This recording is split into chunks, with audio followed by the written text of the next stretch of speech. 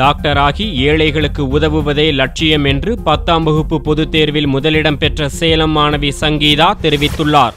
10ஆம் வகுப்பு பொதுத் தேர்வில் சேலம், திருவண்ணாமலை, சென்னை, விருதுநகர், ஈரோடு மாவட்டங்களைச் சேர்ந்த 5 மாணவிகள் முதலிடம் பிடித்துள்ளனர். இதில் சேலம் மாவட்டம் ஆத்தூர் முத்தமிழ் பள்ளியைச் சேர்ந்த சங்கீதா 500க்கு 496 மதிப்பெண் பெற்று மாநில அளவில் முதலிடம் பெற்றுள்ளார். விவசாய குடும்பத்தைச் சேர்ந்த சங்கீதா டாக்டர் ஆகி ஏழைகளுக்கு உதவி செய்வதே தனது லட்சியம் என்று தெரிவித்தார்.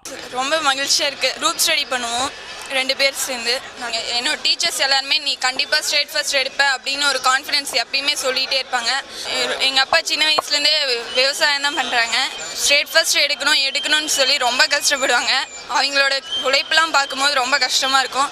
என்னோட எய்ம் வந்து டாக்டர் ஆகணும், ஏழைங்களுக்கெல்லாம் சேவை பண்ணுங்க தான். கண்டிப்பாக ஏழைங்களுக்கு சேவை பண்ணுவேன், நம்ம இந்தியாவை உயர்த்தி காட்டுவேன். மாணவி சங்கீதாவிற்கு பள்ளி மாணவிகள் மற்றும் ஆசிரியர்கள் வாழ்த்து தெரிவித்தனர்.